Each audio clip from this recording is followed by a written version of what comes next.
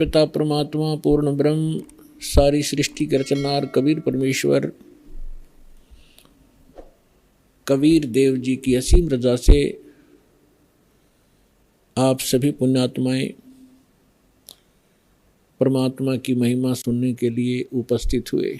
जिस प्राणी के, जिस जीव के पूर्व जन्म के शुभ संस्कार उदय होते हैं उनको मानव शरीर प्राप्त होता है, और मानव शरीर प्राप्त करके जो प्राणी सत्संग उपलब्ध करते हैं, जिनको सत्संग प्राप्त होता है, वो और भी ज़्यादा शुभ संस्कारी हंस होते हैं। परमात्मा कबीर परमेश्वर जी हमें याद दिलाते हैं, मानुष जन्म पाय कर जो नहीं रटे हरि नामे, जैसे कुआं जल बिना बनवाया क्या काम। परमेश्वर जो हमारे जनक हैं, जो हमारे हितैषी हैं और जो हमें यथार्थ तत्व ज्ञान और यथार्थ भक्ति विधि बताने के लिए स्वयं ही यहाँ इस काल के लोक में प्रवेश होते हैं।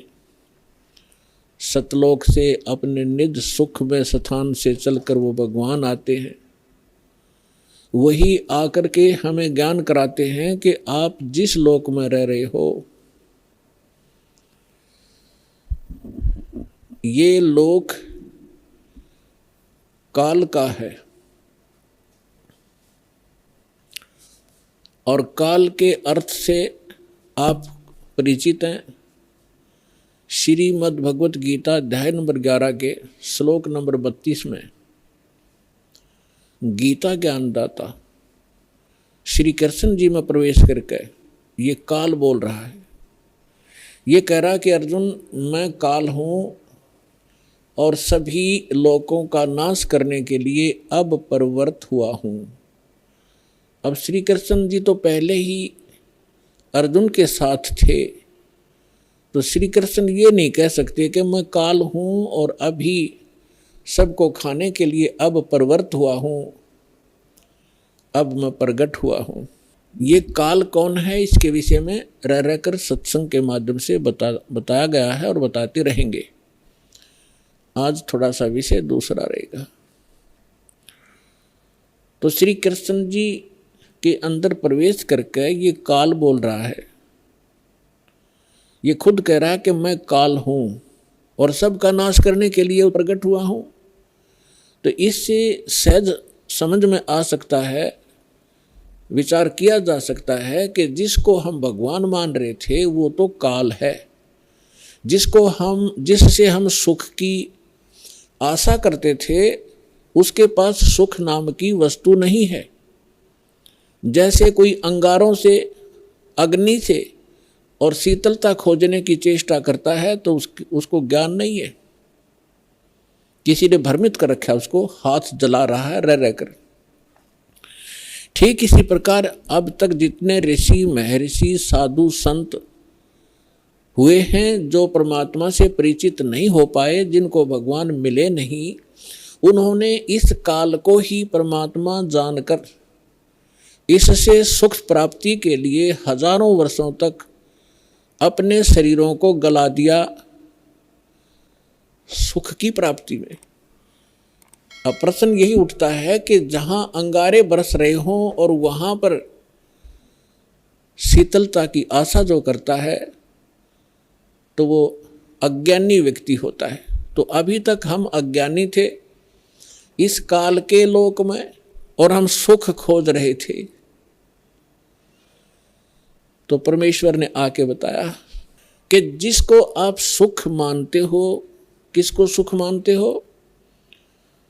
जो निर्धन है वो सोचता है कि धनवान सुखी, धनवान ये सोचता है कि राजा सुखी, धनी सोचता है कि मेरे सामने भी बहुत सी प्रॉब्लम आती हैं, समस्याएं आती रहती हैं।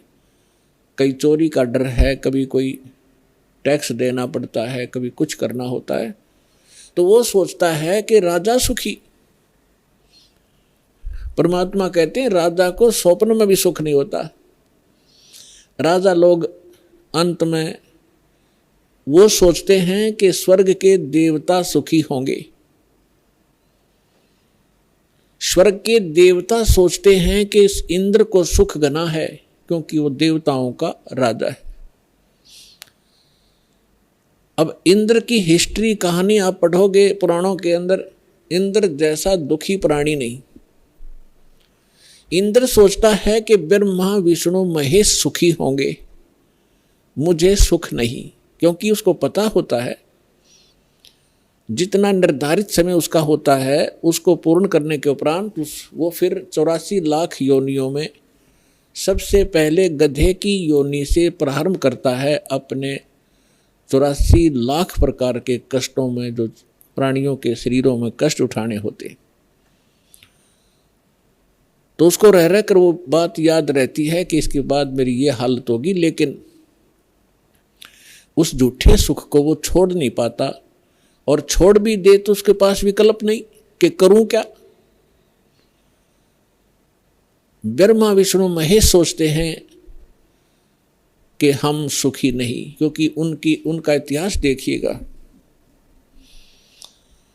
आप पुराणों को कभी पढ़ा हो, नहीं तो रिमाइंड करना कभी कभी। अब थोड़ा सा उदाहरण देंगे आपको। जैसे भगवान शंकर जी को हम भगवान माना करते थे, कंप्लीट गॉड मानते थे, मृत्युंजय कालज्ञ सर्वेश्वर महेश्वर कहा करते थे। इसको हम कहें कुछ भी, लेकिन ये परमात्मा नहीं है, कंप्लीट गॉड नहीं है। उदाहरण के लिए ये सुखी भी नहीं है। कैसे? एक समय विष्णु जी भी सुखी नहीं है। विष्णु अवतार श्री रामचंद्र रूप में राजा दशरथ के घर जन्म लिया, ये सभी हमारे धर्म गुरु भी बताते रहे हैं और इनके लीला, इनकी जीवनी भी बताती है। श्री रामचंद्र उर्फ विष्णु जी कितने सुखी थे आपको खूब पता है। छोटी सी उम्र में विवाह हुआ, विवाह होते ही वनवास हुआ, और वनवास के अंदर उनकी धर्म पत्नी का अपहरण हुआ। रावण के साथ युद्ध हुआ, करोड़ों जीवों का विनाश हुआ। उसके बाद फिर वापस आए, लेकर अपनी धर्म पत्नी सीता जी को घर पे लेकर आए। किसी धोबी के कहने से उनको घर से निकाल दिया, गर्भवती को। पुत्र कहीं, परिवार कहीं और श्री राम कहीं। वो प्राणी सपने में सुखी नहीं हो सकता जिसके बालक दुखी हो कि तो जंगल के अंदर। जिस समय श्री रामचंद्र जी को वनवास प्राप्त था, सीता जी का अपहरण हो चुका था, श्री रामचंद्र जी विलाप कर रहे थे, रो रहे थे सीता जी की खोज में।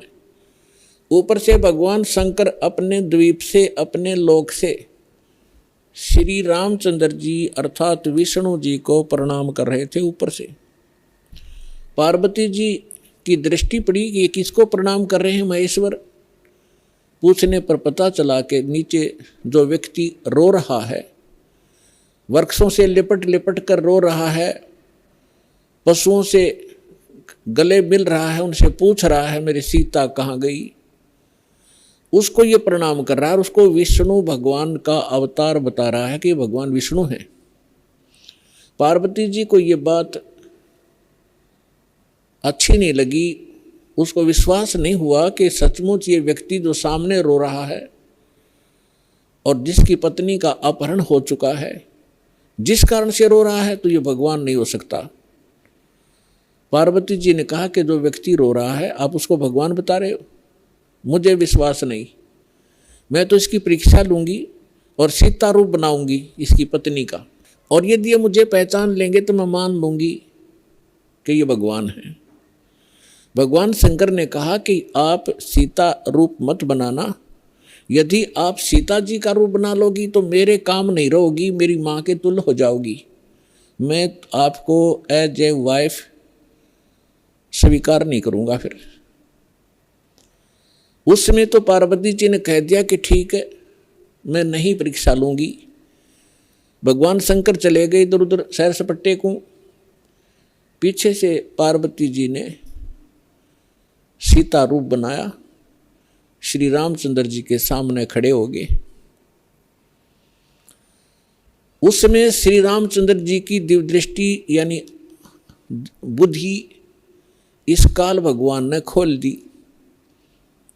अपनी तो पत्नी का पता नहीं उसको कि कौन उठा ले गया, और सामने खड़ी पार्वती को पहचान लिया जिसने बिल्कुल as it is Sita ji का रूप बना रखा था।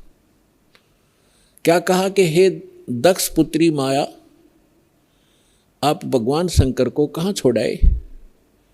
इस बात को सुनकर पार्वती जी लज्जित हुई और कहा कि भगवान शंकर आपको ठीक ही प्रणाम कर रहे थे, मैं आपकी परीक्षार्थ सीता रूप बनाकर आई थी। ये कहकर वो चली गई।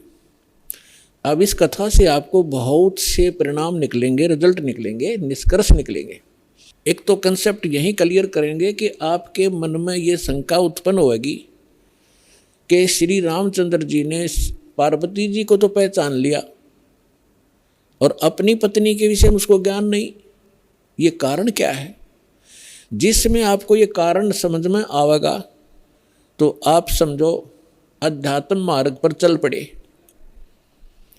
इसका कारण है जैसे गीता अध्याय नंबर 7 के श्लोक नंबर 4, 5 और 6 में ये गीता ज्ञानदाता कहता है कि अर्जुन, यहाँ जितने भी मेरे लोक में जितने भी प्राणी हैं, इनमें बलवानों का बल, बुद्धिमानों की बुद्धि मैं ही हूँ, यानी मेरे ही कंट्रोल में है। जब चाहे इनको ओपन कर दूं, जब चाहे इनको ऑफ कर दूं, जब चाहे मैं इनको ऑन कर देता हूं। उदाहरण के लिए एक समय आपने महाभारत खूब सुना होगा, महाभारत का युद्ध भी सुना है खूब। महाभारत के युद्ध के दौरान अर्जुन ने अपने धनुष के माध्यम से इतना नरसंहार किया था और सूरवीर कहलाए थे।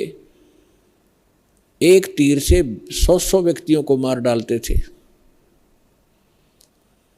वही गांडीव धनुष सुप्रसिद्ध था उसका। जिस समय श्री कृष्ण अर्थात विष्णु जी श्री कृष्ण रूप में देवकी के गर्भ में जन्मे थे, उसके बाद उन्होंने श्री कृष्ण रूप में जो का लीला की थी, जीवन व्यतीत किया था, अंत समय में उनकी मृत्यु एक शिकारी के विषाक्त तीर से हुई थी और पांडवों को उसने वहां बुलाया था। अंत समय में पांडवों से श्री कृष्ण जी ने कहा था कि आप इन सभी औरतों को जितनी द्वारका के अंदर हैं सबको अपने साथ ले जाओ। यहाँ पर यादव कोई बचा नहीं है, क्योंकि दुर्वासा जी के श्राप से इंक्लूडिंग श्री कृष्ण जी यादव कुल पूरा नाश हो गया था। छोटा बालक भी नहीं बचा था। नर यादव जो गर्भ में थे, गर्भवती औरतें थी उनके गर्भ में थे। उसके बाद ये वंश पुनः चला है। तो और कहा था कि आप इनको वहाँ ले जाओ अपने राज्य में, यहाँ पुरुष रहा नहीं, यहाँ के और लोग इनकी बेइज्जती करेंगे, सताएंगे, आप इनको ले जाना। तो श्री कृष्ण जी के आदेशानुसार अर्जुन सभी गोपियों को, द्वारका की स्त्रियों को साथ लेकर आ रहा था। रास्ते में भीलों ने, जंगली लोगों ने उनको घेर लिया। अर्जुन उनसे लड़ने की तैयारी करने लगा। उसके हाथ से गांडीव धनुष उठा नहीं और खड़ा खड़ा देख रहा, थर थर कांप रहा है योद्धा। भीलों ने उसको पीटा, औरतों के गहने तोड़ दिए, कुछ औरतों को घसीट ले गए। अर्जुन खड़ा खड़ा कांपता रहा। उस समय अर्जुन श्री कृष्ण जी को कोस रहा था 100 गालियां दे रहा था कि कृष्ण तूने सदा ही हमारे साथ धोखा ही धोखा किया है। जब मुझसे नरसंहार कराना था, युद्ध करवाना था महाभारत का, उस समय मेरे अंदर शक्ति भर दी। एक तीर मारूं था 20 मरे थे। आज वही अर्जुन और वही धनुष, आज मैं इसकी प्रत्यंचा नहीं चढ़ा पा रहा हूं। तो यहां परमात्मा कहते हैं कि जो इस रोग की जड़ है उसका तुम्हें पता ही नहीं। तुम तो श्री कृष्ण को कोस रहे हो। ये काल है जो 21 ब्रह्मांड का स्वामी है। श्री ब्रह्मा, श्री विष्णु, श्री शिव जी के पिता हैं। ये है यहाँ के सारे दुख की मूल। और वो खुद कहता है गीता अध्याय नंबर 7 के श्लोक 5 से लेकर 6-7 में कि मैं बलवानों का बल और बुद्धिमानों की बुद्धि मैं ही हूँ, यानी मेरे कंट्रोल में है।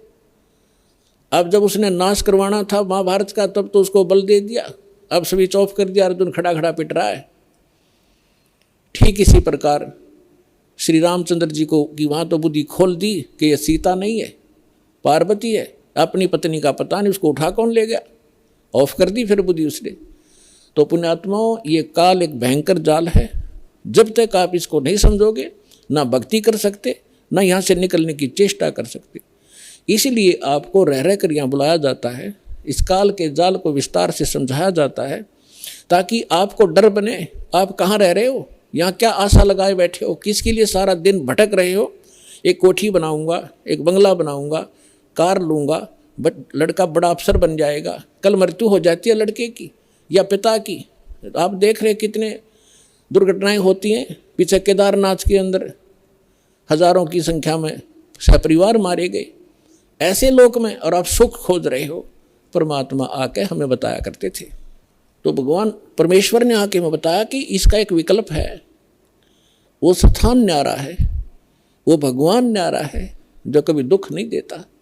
आप अंगारों में और शीतलता खोज रहे हो, आप काल के लोक में सुख खोज रहे हो। अब प्रसंग पर आते हैं कि ब्रह्मा विष्णु महेश भी सुखी नहीं। अब उधर से जब भगवान शंकर को पता लगा कि काल के हाथ में बुद्धि, उसने बुद्धि ऑन कर दी शंकर भगवान की, दिव्य दृष्टि से देखा और अपनी पत्नी से पूछा कि तू क्या सीता रूप बनाकर गई थी तू? तो उसने मना कर दिया कि नहीं, मैं नहीं गई भगवान, मैं नहीं गई। कि झूठ बोलती है तू झूठ बोलती है। इस बात से वो झिझक गई और चुप हो जाना ही उसने उसका स्वीकृति मानी गई कि सचमुच इसने गलती की है। तो भगवान शंकर ने पार्वती जी से अपनी पत्नी के रूप में उससे व्यवहार करना बंद कर दिया, बातें करना भी बंद कर दी। एक तरफ मौन साध कर बैठा रहते थे,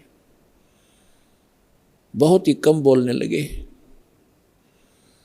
और कहने लगा कि मैंने आपको एक वफादार माना था, आपके ऊपर मैं वो विश्वास करता था कि मेरी धर्मपत्नी कभी मेरे को डिसीव नहीं करेगी, धोखा नहीं दे सकती। और जब आप मुझे धोखा दे सकते हो तो फिर बाकी संसार से मुझे क्या लिंक रहा, क्या विश्वास रहा। और साफ कह दिया कि तू मेरी माँ का रूप धारण कर चुकी है, मेरी पत्नी रूप में नहीं स्वीकार्य हो सकती। जैसे श्री ब्रह्मा जी सबसे बड़े, विष्णु जी सेकंड नंबर के, शंकर भगवान तीसरे नंबर के, तो बड़े भाई की पत्नी माँ के तुल्य मानी जाती है। तो उसने कहा भगवान शंकर ने कि आपने मेरे बड़े भाई की पत्नी विष्णु की पत्नी का रूप बना लिया सीता, इसलिए आप आज के बाद मेरी पत्नी नहीं माँ के तुल्य हो। अब वो समझ गई कि इन्होंने जो फैसला ले लिया अटल होता है। 10 दिन, 20 दिन, महीना, 6 महीने, वर्ष इंतजार की, लेकिन रिजल्ट निल रहा। भगवान शंकर ने उनसे कोई बात नहीं की, हमेशा क्षुब्ध रहते थे। तो पार्वती, अब माँ, लड़की को क्या होता है, जब ससुराल के अंदर दुख होता है तो अपने पीहर को जाने की सोचती है, उसका तीसरा विकल्प नहीं होता। तो पार्वती ने सोचा कुछ दिन अपने घर चली जाती हूँ, इनका दिमाग ठीक हो जाएगा। ये सोचकर पार्वती अपने पिता दक्ष के घर पर आ गई।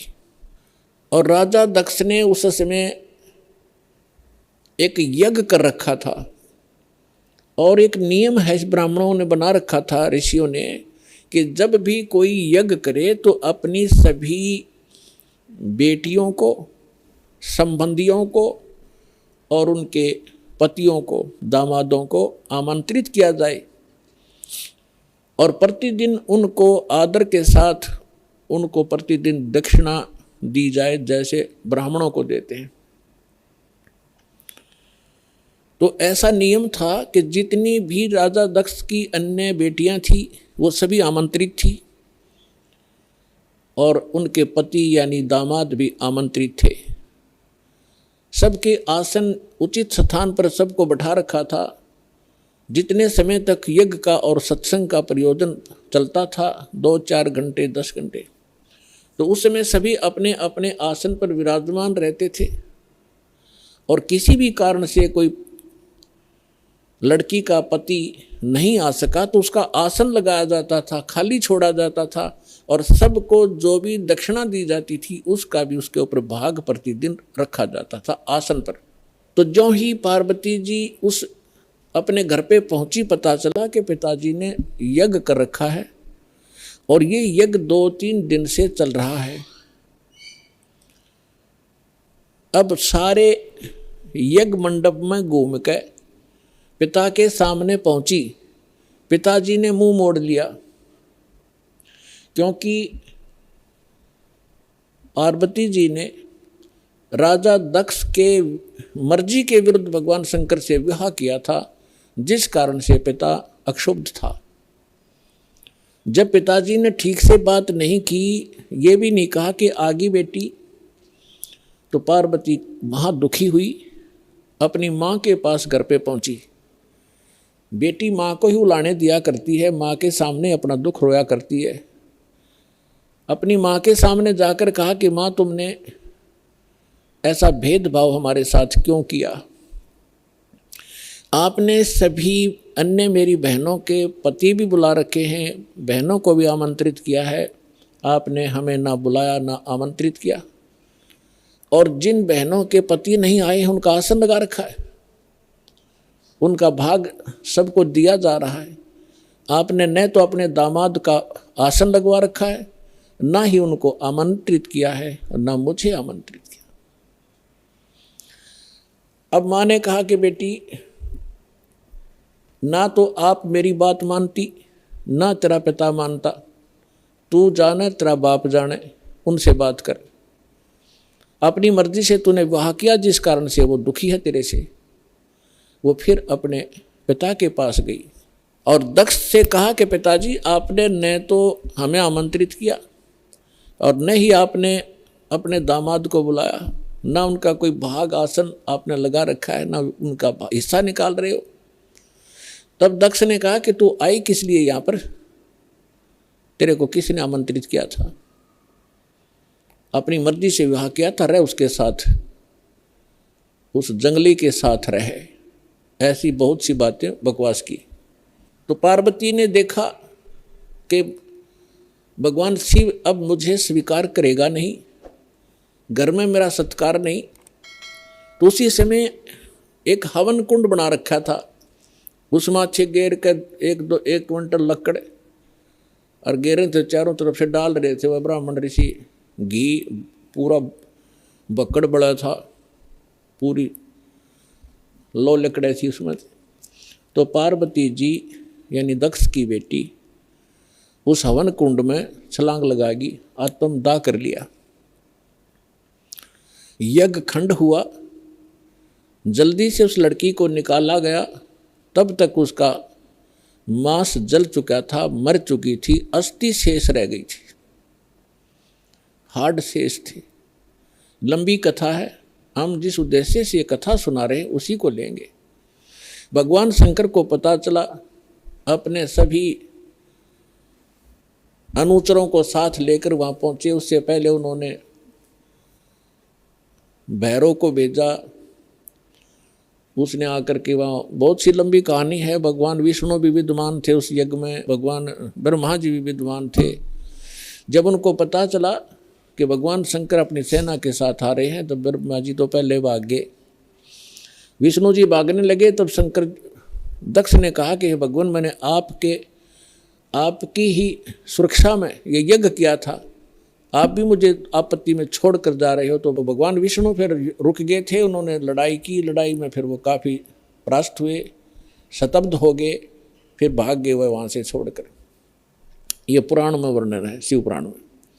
कहने का भाव ये है कि भगवान शिव ने आकर के राजा दक्ष की गर्दन काट दी। अन्य के कहने से फिर उनको दोबारा जीवित किया गया, जैसे कोई बकरा लाकर उसके मुख पर लगा दिया। प्राण की कथा आपने खूब सुन रखी। हम इस विषय पर आएंगे अपनात्मा, जैसे यहाँ फिर एक शंका उत्पन्न हो जाएगी आपको कि भगवान शिव ने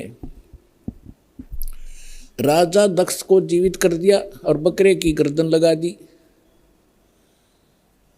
तो भगवान शंकर में भी तो शक्ति है। पुण्यात्माओं, जैसे धर्मदास जी ने एक बार आदरणीय धर्मदास साहिब जी ने भगवान कबीर परमेश्वर जी से यही प्रश्न किया था कि हे परमात्मा, आप कह रहे हो कि राम और श्री कृष्ण ये समर्थ भगवान नहीं है, यानी विष्णु और शंकर और ब्रह्मा जी। विष्णु जी के अवतार श्री कृष्ण जी आए हुए थे, उन्होंने राजा मोर ध्वज के घर पर एक लीला की थी, जाकर दो साधु रूप बना के, और राजा मोर ध्वज ने अपने पुत्र ताम्र ध्वज को आरे से चीर दिया था, भगवान श्री कृष्ण जी ने उसको जीवित कर दिया था। आप ये कह रहे हो कि ये सक्षम नहीं है, ये बात मेरा गला उतरती नहीं। तब परमात्मा ने उदाहरण दिया था कि पुत्र बात सुन, यहाँ तो मोर ध्वज के पुत्र ताम्र ध्वज को श्री कृष्ण जी ने जीवित कर दिया आरे से दो फाड़ कर होने के उपरांत, और उसका सगा भांजा सुभद्रा पुत्र अभिमन्यु महाभारत के युद्ध में मारा गया था, पांडवों का कुलनाश हो रहा था, हाहाकार मची थी, श्री कृष्ण रो रहा था, उसकी बहन रो रही थी, पांचों पांडव टक्कर मार रहे थे। उस समय अभिमन्यु को जीवित नहीं किया उसने। उस समय कहाँ गई थी उनकी वो सामर्थ्य? तब धर्मदास जी ने कहा था, भगवान इसका उत्तर भी आप ही दे सकते हो, हम तो बस इतने बच्चों जैसे प्रश्न है हमारे, बच्चों जैसी बुद्धि है हमारी, ये भी बात सही है आपकी कि वहाँ क्यों ना जीवित किया उसको। तो परमात्मा ने कहा कि ताम्र ध्वज लड़के की आयु शेष थी, और जिसकी आयु शेष है, ये डॉक्टर एक टांग काट कर दूसरी जगह लगा देते हैं, यहाँ की खाल उतारी वहाँ जोड़ देते हैं, ये तो वैज्ञानिक कर देते हैं इस काम को। और जिनकी आयु नहीं रहती है, डॉक्टर फेल हो जाते हैं, खुद डॉक्टर हार्ट अटैक का हार्ट का स्पेशलिस्ट डॉक्टर, और हार्ट की बीमारी से ग्रस्त, रात में गोली टेबलेट खा भी नहीं पाया, 1 मिनट में सांस पूरा हो गया। तो भगवान से बड़ा ना कोई विज्ञान है, ना ये छोटे भगवान है। भगवान तो भगवान ही है, वो समर्थ है, सत्य पुरुष है। तब परमात्मा ने बताया कि ताम्र ध्वज की आयु शेष थी, अभिमन्यु की आयु इतनी ही थी, और ये भगवान इतना ही काम कर सकते हैं। आयु शेष थी तो उसकी राजा दक्ष को दूसरे गर्दन जोड़ दी, चल भाई, लेकिन ये सक्षम नहीं है। अब आगे देखना क्या होता है कि भगवान शंकर ने पार्वती जी की अस्थियां उठा ली और 10,000 वर्ष तक उसको सीने से लगा के पार्वती पार्वती दक्ष माया दक्ष पुत्री करते करते पागलों की तरह भटकता रहा। अपने आत्मा अब ये हम भगवान ब्रह्मा, भगवान विष्णु, भगवान शिव जी को सुखी माने, ये सुखी है, ये सुखी व्यक्ति के लक्षण है। 10,000 वर्ष तक पागलों की तरह खाना ना पीना ना, हाय पार्वती, हाय दक्ष माया, हाय दक्ष की पुत्री। तो हमारे पास ज्ञान का टोटा था, जिस कारण से हमने प्रत्येक को भगवान और समर्थ मान लिया। देखो, ऐसा नहीं कह रहा दास, ना हमारे भगवान ने कहा कि ब्रह्मा विष्णु महेश बिल्कुल यूजलेस है। ये जितने सक्षम हैं, जितनी इनकी सामर्थ्य है, उतना बताया है। जैसे एक स्टेट का, प्रांत का मंत्री होता है और उस मंत्री को, प्रांत के मंत्री को कोई प्रधानमंत्री मान रहा है तो वो भूल है उसकी। तो परमेश्वर ने और परमेश्वर से प्राप्त ज्ञान से इस दास ने ये इतनी भूल मिटाई है कि जिसको आप समर्थ शक्ति मान रहे थे, श्री ब्रह्मा, श्री विष्णु, श्री शिव जी, दुर्गा आदि को, ये समर्थ नहीं है। ये केवल 21 ब्रह्मांड के अंदर एक ब्रह्मांड, 21 ब्रह्मांड इस काल के, इसमें एक 21 प्रांत समझ लो।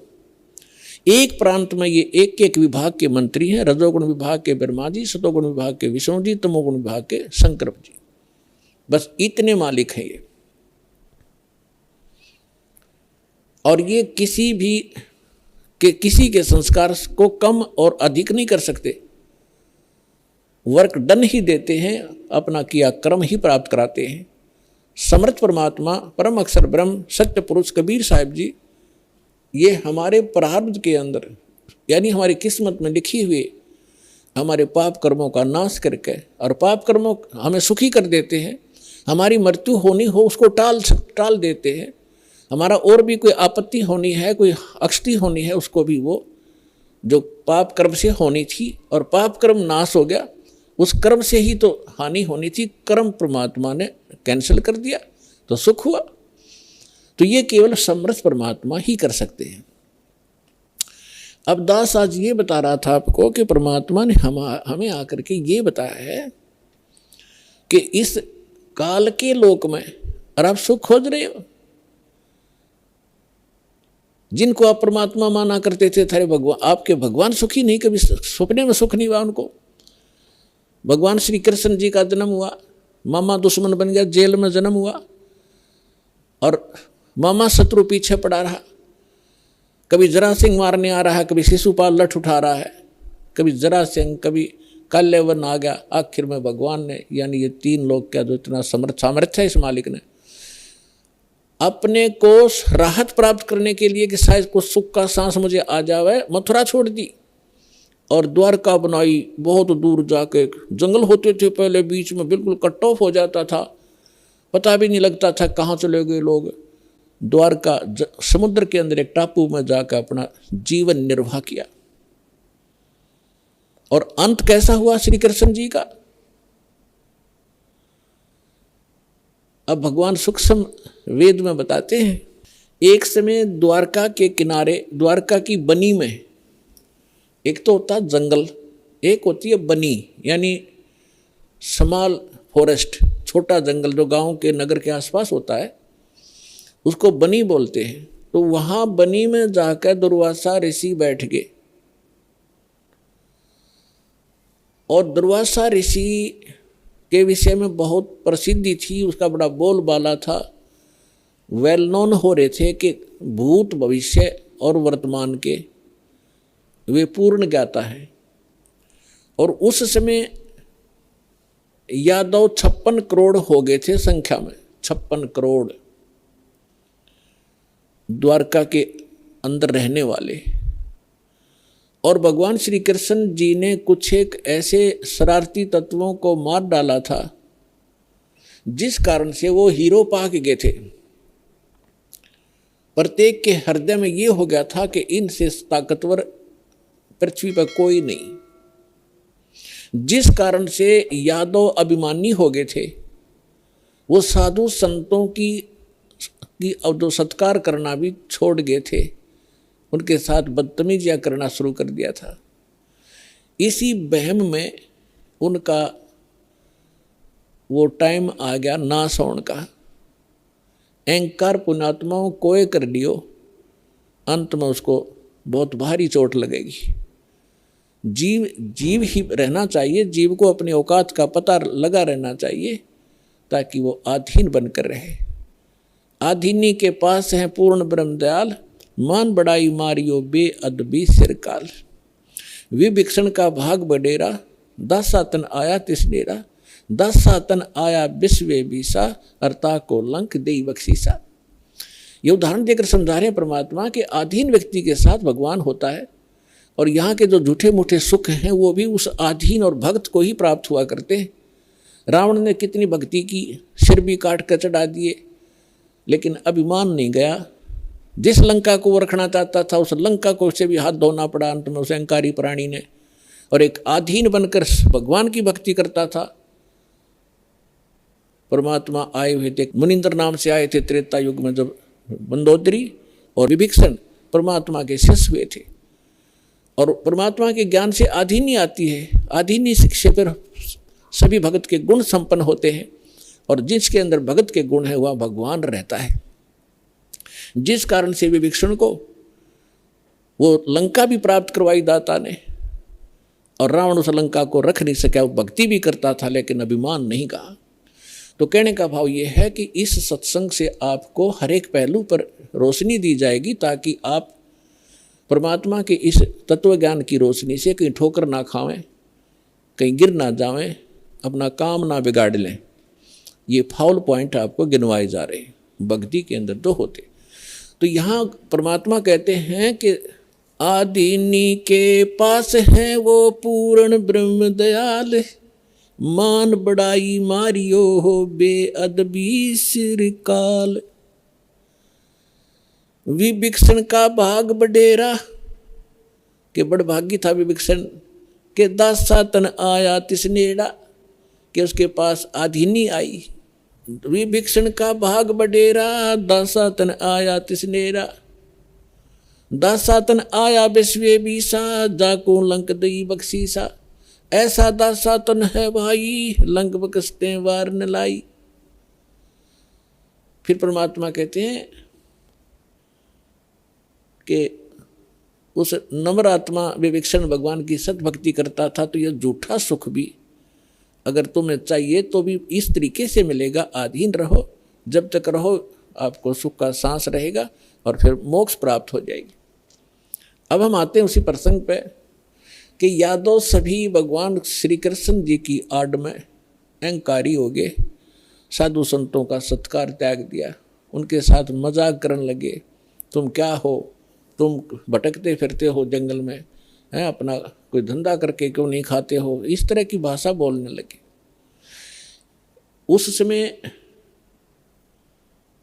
दुर्वासा जी उस बनी में जाकर बैठ गए, द्वारका के बाहर थोड़ी सी दूरी पे।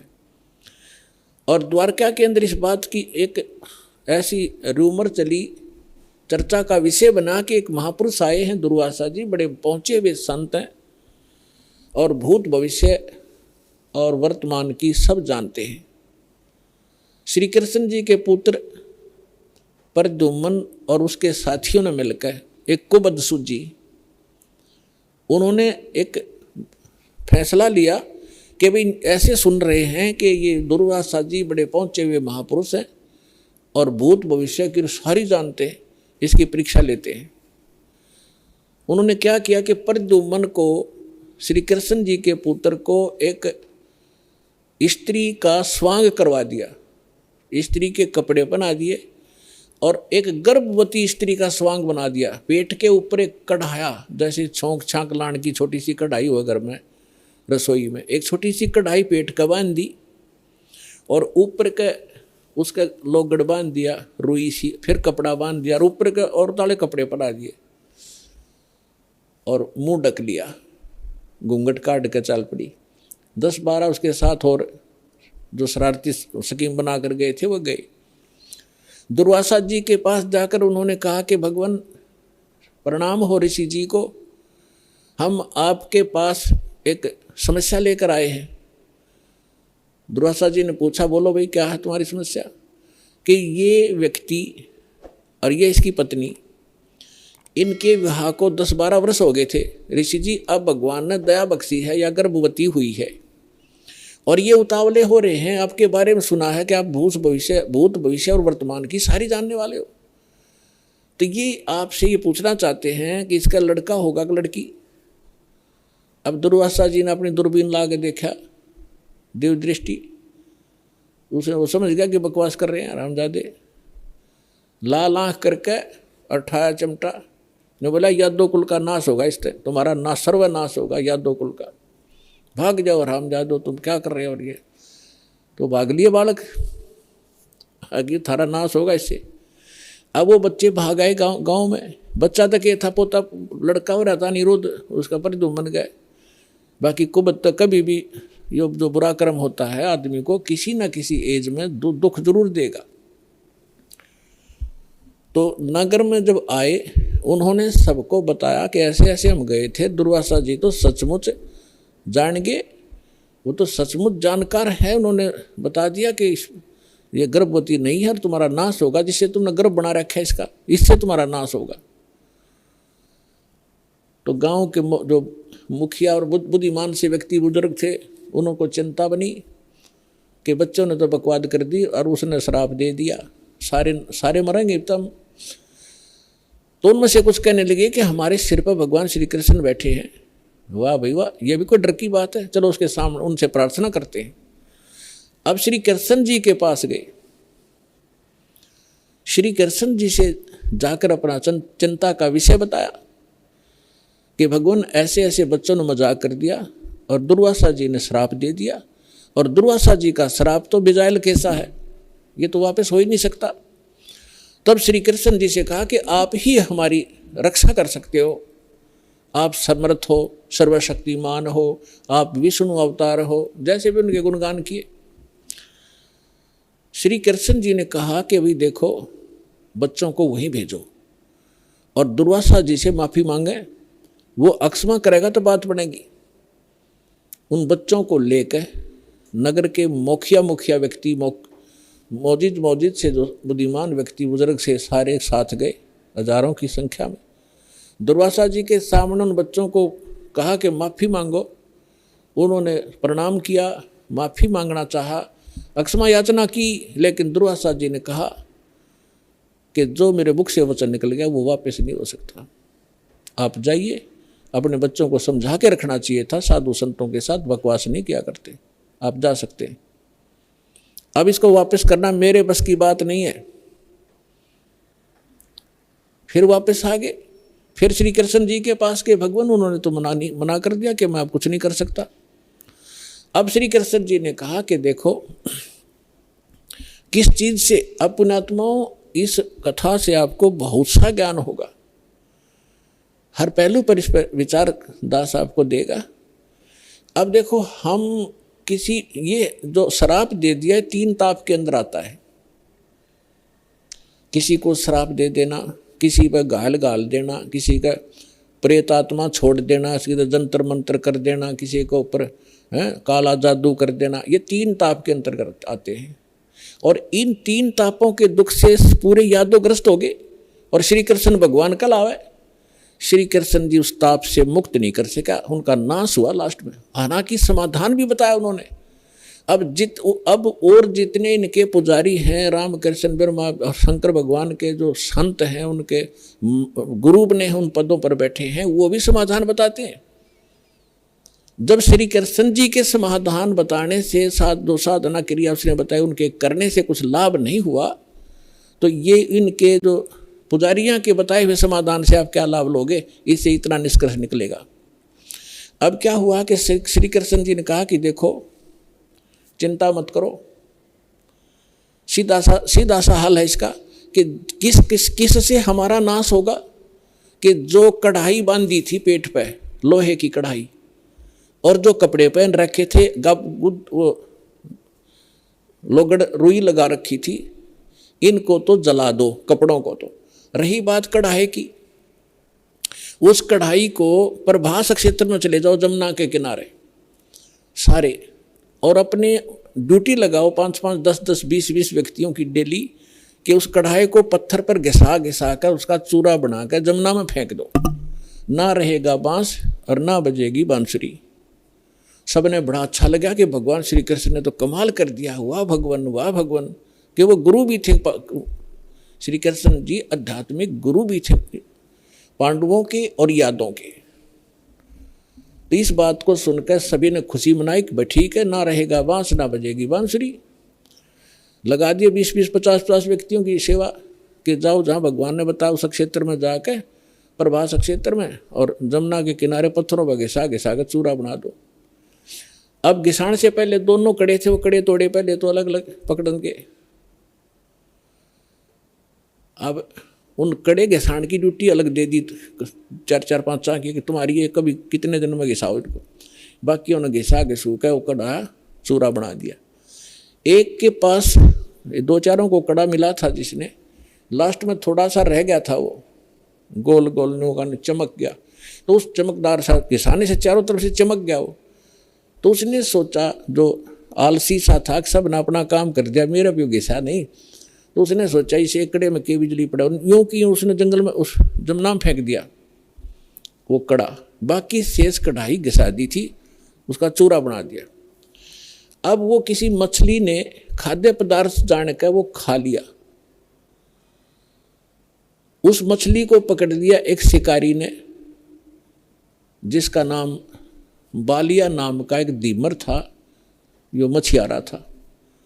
उसने पकड़कर मच्छी जब ले गया, वह काटी, मछली काटी तो उसमें से वो सफ़ेद धातु निकली, बहुत चमकीली। तो शिकारी ने सोचा कि ये हो ना हो कोई अच्छी फौलाद होगी या कोई चांदी ना हो।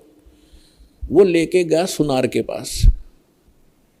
सुनार कहने लगा भाई ये चांदी नहीं है, ये तो अच्छा फौलाद अच्छा है। वो लोहार के पास ले गया। लोहार ने कहा कि बहुत अच्छा इस्पात है और इसका क्या बनाऊं? तो शिकारी ने कहा कि मेरे इस तीर का आगे का एरो बना दे, मेरे सर के ऊपर डाल दे, इसने बना कर विषाक्त बना देना। तो उसका तीर के जो बाण होता है तीर का, उस बाण के आगे एक गोल एरो होता है तीखा, ताकि वो पशु पक्षी के जाके सीधा लगे, मार दे उसको। तो वो विषाक्त बनवा लिया। उधर से कुछ दिनों के बाद, उधर से जिन्होंने वो चूरा फेंका था जमुना में, उसका घास उग गया, जैसे डाब कुश, जैसे कुश होती है ना, कुशा की तरह, और जैसे ईख देखा हो, ईख जैसे पत्तों का, और तेज धार के पत्ते उसके। जैसे आपने, हमें मालूम है कि जैसे कई बार डाब होती है जिसको कुश बोलते हैं, कुशा, उसके इतने तीखे पत्ते होते हैं, उंगली का लपेटा आ जाए तो उंगली काट देता, वो आधे से ज़्यादा काट देता, आधी, इतने तेज पत्ते होते हैं। लेकिन वो तो दुर्वासा के श्राप से शापित था, वो एक ऐसा घास उग गया। उधर से क्या हुआ, कुछ दिनों के बाद, 1 वर्ष 2 वर्ष 4 वर्ष के बाद क्या हुआ, आपस में द्वारका के अंदर झगड़े शुरू हो गए। छोटे बड़े की लाज रही नहीं, थोड़ी सी बात पर मार काट मचा दी, थोड़ी सी बात पर कत्लेआम करने लग गए। फिर गांव के लोग पहले धार्मिक बहुत होते थे, अभी तक हुआ करते थे। गांव के अंदर कोई भी आपत्ति होती थी, साधु संतों से उसका विकल्प, उसका समाधान चाहा करते थे कि किसी तरह शांति हो नगर में। तो उनके पास तो श्री कृष्ण ही थे final, first and final, last and final. Shri Krishna ji के पास गए। श्री कृष्ण जी से बताया कि भगवान पता नहीं नगर में क्या बढ़ गया, क्या घुस गया नगर के अंदर, कोई किसी की बात सुनने को तैयार नहीं, बड़े छोटे की लाज रही नहीं, जरा सी बात होती है लट्ठम लट्ठा कत्लेआम होने लगे। भगवान कोई दया बख्शो, कोई समाधान बताओ इसका। तो श्री कृष्ण जी ने क्या समाधान बताया कि अभी तुम्हारे ऊपर दुर्वासा जी का जो श्राप है वो प्रभावी हो गया, वो फल रहा है। तो बड़े चिंतित हुए। पहले तो भगवान ने समाधान बताया था कि इस सारे ने घिसा घिसू कर चूरा बना कर डाल दो जमुना में, ना रहेगा बांस, ना रहेगी बजेगी बांसुरी। जब वो इस बात से संतोष पाया था लोगों ने कि चलो हो गया समाधान, और आज फिर श्री कृष्ण जी वही कह रहा है कि दुर्वासा जी का श्राप तुम्हारे ऊपर फल रहा है। अब वो उनके मुंह की तरफ देख रहे हैं, लेकिन हमारी बुद्धि इतना काम नहीं करती। जैसे हम भी ऐसे ही दुखी थे, पहले जाते थे किसी गुरु के पास, वो कुछ अपना दुख लेकर वो कुछ समाधान बताता था, फिर दूसरी बार कुछ और समाधान बताता था, तीसरी बार कह देता था ये तो तेरे भाग में है, तेने भोगना ही पड़ेगा। फिर पहले डले क्यों ढुआ रहा था ये। ऐसे ही ये सब का यही स्थिति है। तो श्री कृष्ण जी ने पहले ये कहा था, फिर कह रहा है कि अब तो ये भोगना ही पड़ेगा तुम्हें। अब ये वो फल गया। तो फिर समाधान पूछा कि भगवान फिर आप समाधान बताओ। ऐसा करो, सभी जितने भी नर यादव हैं, पुरुष, मेल ओनली, चाहे नवजात शिशु भी क्यों ना हो, प्रभास क्षेत्र में जाओ जहाँ वो कड़ा घिसाया था, और चूरा डाल रखा था, वह घास उग रहा इतना बड़ा बड़ा कि वहां जाकर सभी के सभी जमुना में स्नान करके आओ, तुम्हारा साप पाप मुक्त हो जाओगे, साप मुक्त हो जाओगे जमुना में नहाने से, स्नान करने से। अब सब बड़े प्रसन्न हुए कि बड़ा सरल उपाय बताया भगवान ने। और सभी अपने अपने बच्चों को, नवजात शिशु से उसी दिन जन्मा था उसी भी लड़के को, ओनली लड़कों को ले गए साथ में और पहुंच गए 56 करोड़ वहां पर। पहले स्नान करें जाते ही, ताकि साप कटे, हमारा पाप, ये साप नाश हो, शराब खत्म हो। और बाहर आते ही, क्योंकि पहले मनमुटाव चल ही रहा था सभी का, उसने तू ऐसे क्या बोल रहा था उस दिन, तू ऐसे कह, उधर सारे इकट्ठे हो गए, तो कभी कभी मिले थे। बाहर आते वो एक दूसरे को गाली गलोच, लठम लट्ठा और घास निकाले, घास पाड़े और मारे, गर्दन में लग के आर पार हो जाए, तलवार का काम करने लग गया वो घास। और 56 करोड़ यादव कटका मर गए थे वहां साप नाश करान, अपना नाश कर लिया वहां जाके। श्री कृष्ण जी के बताए समाधान अनुसार उनका साप तक कटा नहीं, साप तक नाश हुआ नहीं, यादव का नाश हो गया। अब यहाँ परमात्मा कहते हैं कि गरीबदास जी कहते हैं, तुम कौन राम का जपते जापम और ताते कटे ना ये तीनों तापम। समर्थ का शरणाग हो रंग होरी हो, भाई कदे न हो एकाज राम रंग होरी हो। कि समर्थ की शरण में आ जाओ, तुम्हारा कभी अकाज नहीं होंगे और ये तीनों ताप का नाश हो जाएगा। अब प्रसंग चल रहा है, उसी पर चलते हैं। अब 56 करोड़ यादव कटका मर गए, आपस में कत्लेआम कर दिया। विष्णु पुराण के अंदर लिखा है कि कुछ यादव बच गए थे। श्री कृष्ण जी फिर गए अपने वहां से, नगर से बाहर निकले, उसने उस घास को पाड़ा, उसमें यह लिखा कि वो मूसल बन गए, मूसल। उन मूसलों से शेष बचे हुए यादवों को खुद श्री कृष्ण जी ने मारा, कतिनाश कर दिया। और आप जाकर लेट गया प्रभास क्षेत्र में एक वृक्ष के नीचे। भगवान श्री कृष्ण के पैर में पद्म, एक चमकीला पदार्थ, जैसे हमारे तिल हो जाते हैं, मुछ हो जाते हैं, ऐसा उनके पैर में जन्म से ही एक पद्म था। वो रात्रि में ऐसे चमकता था जैसे 50-100 वाट का बल्ब चस्या करे जगह, और दिन के अंदर भी उसकी चमक सी बनी रहती थी।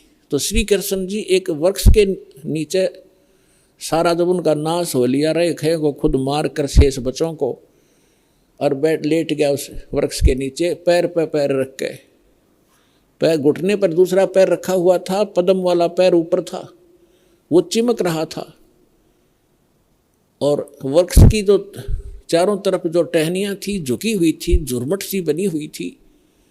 और वो शिकारी जिसने उस कढ़ाई के कड़े का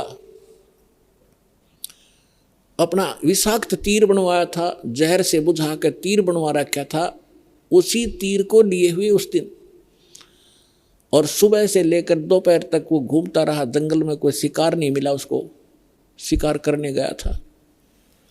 उसने क्या देखा कि वृक्ष की झुरमटें इतनी नीचे तक लटक रही थी, जमीन को छू रही थी, उनकी अंदर से उसने भगवान श्री कृष्ण जी के पैर के पद्म की एक चमक देखी। उसने सोचा कोई मर्ग बैठा है, हिरण, और उसकी आंख चमक रही है। यदि मैं इधर से इधर से जाऊंगा तो ये भाग जाएगा, कोई हिरण मुझे मिला नहीं है, क्यों ना यहीं से इसको मार डालूं। झुरमठों में से निशाना साध के मर्ग की हिरण की आंख जान के भगवान श्री कृष्ण के पैर पर तीर मार दिया विषाक्त। ज्यों ही तीर लगा, श्री कृष्ण जी कराहने लगे, रे मर गया रे, मर गया रे, मर गया रे। शिकारी ने सोचा किसी मनुष्य का लग गया, भाई ये तो बात बिगड़गी। दौड़ के आगे देखा, क्या देखा कि द्वारकाधीश मुकुट समेत वहां तड़फ रहा है। उस मुकुट आदि से वो पहचान गया कि ये राजा है।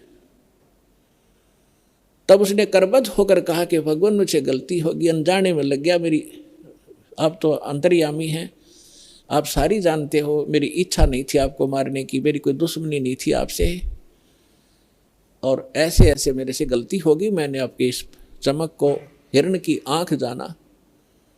तब श्री कृष्ण जी ने कहा, क्योंकि काल के हाथ में रिमोट, वह दिव्य दृष्टि दे दी कि भाई ये तेरा और मेरा कोई पिछला अकाउंट था, वो क्लियर हो गया। तेरा और मेरा पिछला हिसाब था, वो क्लियर हो गया, तेरा दोष नहीं। अब वो शिकारी कहने लगा, भगवान आपका और मेरा, आप राजा में रंक, आपका और मेरा क्या हिसाब हो सकता है। तब श्री कृष्ण ने कहा कि मैं श्री राम रूप में आया था राजा दशरथ के घर, और आप थे बाली सुग्रीव के भाई। उस समय मैंने आपको वृक्ष की आड़ लेकर धोखा देकर मारा था, और आपने जब कहा था कि आपने ये बदला देना पड़ेगा, आप युद्ध के नियम से फेल हो गए हो, तब मैंने कहा था कि तेरा बदला दूंगा। आज तेरा मेरा वो अकाउंट क्लियर हो लिया। अब यहां परमात्मा कहते हैं, बदला कहीं ना जात है इस तीन लोक के माही, सतगुरु मिले कबीर से फिर लेन देन कछु नाही।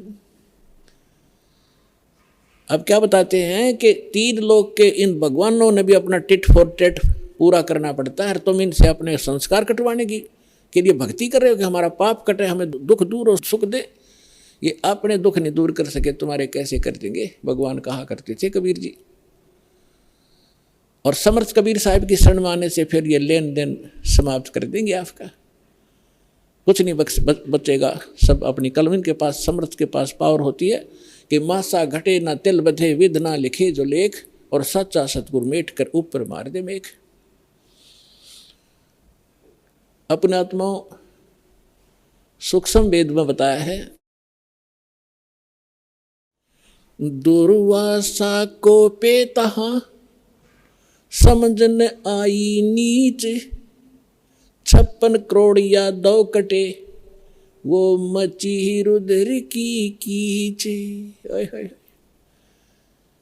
अब ये भगवानों की तो दे दिया हिसाब किताब आपको, ये भगवान तो इसे थे आपके। अब जिनको आप ऋषि महर्षि मानते थे, दुर्वासा जी को तोप मानते थे कि बड़े महापुरुष हैं, वो तो नीच थे एक नंबर के। सूक्ष्म वेद के अंदर परमात्मा ने कहा है कि दुर्वासा कोपे तहां, दुर्वासा वहां क्रोधित हुआ। किस बात पे? बच्चों ने मजाक कर दिया कि बिजली गिर गई थी, साधु संत ठीक है बेटा भाग जाओ, खबरदार आगे बकवाद करी है निकम्यो। ऐसे करते, संतों के साथ मजाक करते, इतना कह के छोड़ सके था। और शराब दे दिया तुम्हारा नाश होगा। आम व्यक्ति से भी गिरे हुए थे ये लोग, जिनको मैं ऋषि माना करते थे। एक बुजुर्ग आदमी, बड़े आदमी से को बालक मजाक भी कर ले, उसको इतना भयंकर श्राप दिया करते हैं। पुण्यात्माओं, जैसे किसी के हाथ में बंदूक है, पिस्टल है, और कोई बालक मजाक कर दे और उसका वो गोली मार दे, वो तो एक ढेर आदमी होगा समर्थ, तो उसको पता है कि तो कितनी भयंकर वस्तु लिए रहा है, किसके ऊपर दाग रहा है। वो नीच व्यक्ति होता है, मजाक करने पे भी इतनी भी सहन नहीं कर सकता। तो इस स्थिति के थे वो ऋषि, उनके पास ये हथियार थे वचन के और शराब देने के। तो यहाँ सूक्ष्म वेद में लिखा है कि दुर्वासा को पे तहां, क्रोधित हो गए और समझ न आई नीच, ये भी नहीं सोचा तू क्या करने जा रहा है। और 56 करोड़ या 2 कट गए, और वह मची रुद्र की कीच, यानी रक्त की 11 माच की, खून की 11 मच की, 56 करोड़ आदमी जहाँ लाश हो जाए और नदी बह कर चल पड़े खून की, रक्त की। तो यहाँ पुण्यात्माओं, ना तो ये भगवान समर्थ जिनको हम पूजा करते, ना ये ऋषि एक अन्य के जिनको ज्ञान ही नहीं था, इनको ये नहीं पता भगवान कौन है। अब ये भगवान के लिए निकले थे घर से, साधना करेंगे, भक्ति करेंगे, अंगारों से शीतलता की खोज करने लगे।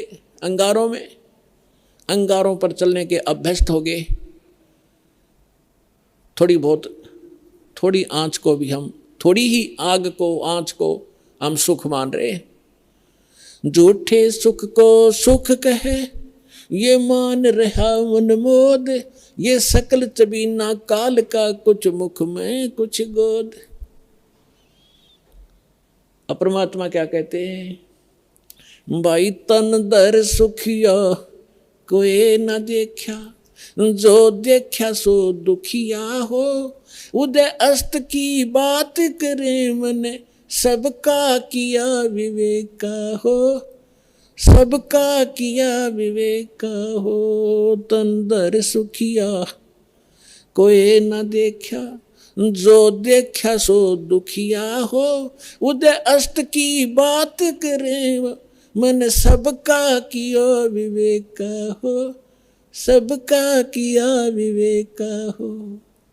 भाई घाटे बाधे सब जग दुखिया, के गृहस्थी बैरागी हो, घाटे बाधे सब जग दुखिया, के गृहस्थी बैरागी हो। सुखदेव ने दुख के डर से गर्भ में माया त्यागी हो, गर्भ में माया त्यागी हो। तंदर सुखिया कोई न देखा, जो देखा सो दुखिया हो, उदय अस्त की बात करते हैं मन, सबका किया विवेका हो, सबका किया विवेका हो। भाई जंगम दुखिया योगी दुखिया, तपस्वी को दुख दूना हो, जंगम दुखिया योगी दुखिया, तपस्वी को दुख दूना हो। आशा तृष्णा सब में व्यापे, कोई महल न सुना हो, कोई महल न सुना हो। तन दर सुखिया कोई न देखा, जो देखा सो दुखिया हो, उदय अस्त की बात करते हैं मन, सबको किया विवेका हो, सबका किया विवेका हो। भाई साच कहूँ तो जग न माने, पर झूठ कही ना जाई हो।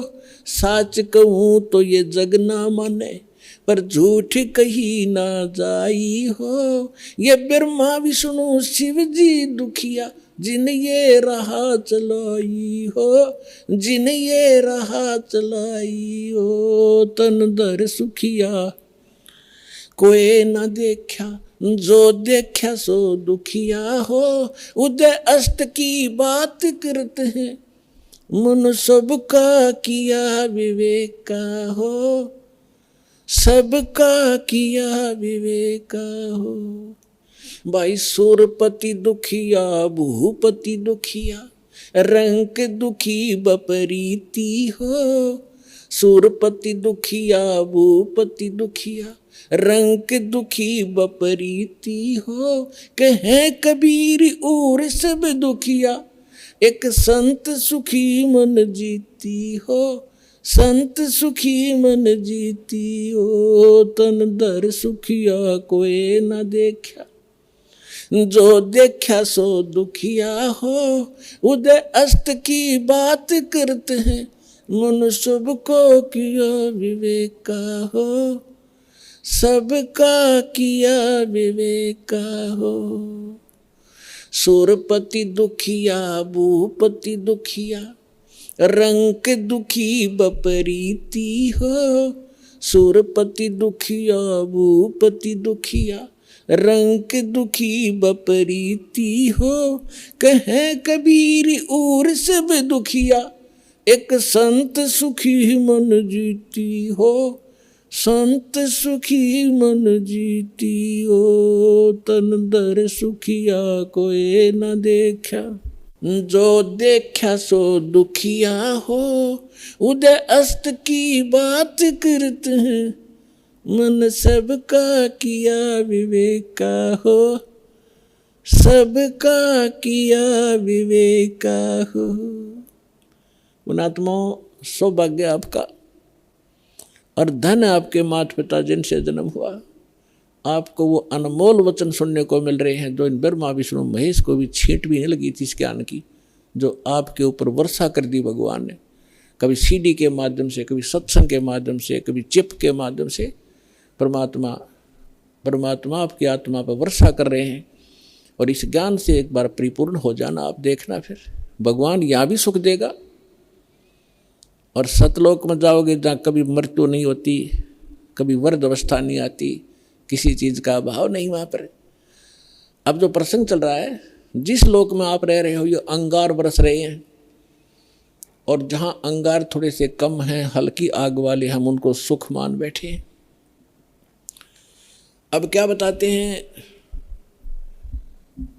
कि घाटे बाधे सब जग दुखिया, और के गृहस्थी बैरागी हो। अब देखो पुण्यात्माओं, परमात्मा पाने के लिए जिसने घर त्याग दिया, हम उसको बैरागी मानते थे, सन्यासी मानते थे। अब वो बैराग प्राप्त करना और सन्यासी होना हमने कहाँ से ग्रहण किया, कौन से ग्रंथ से प्राप्त किया हमने ये ज्ञान?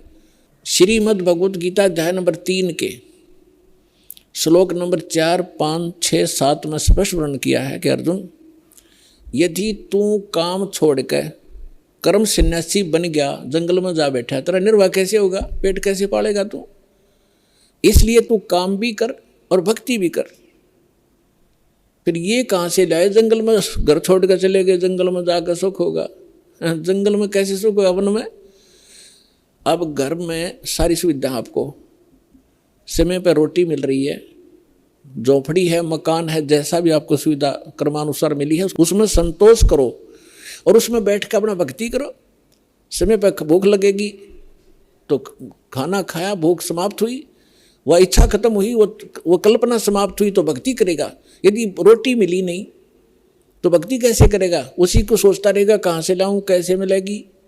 भक्ति का सुमरण, रोटी का सुमरण होगा, वो भगवान का नहीं होता।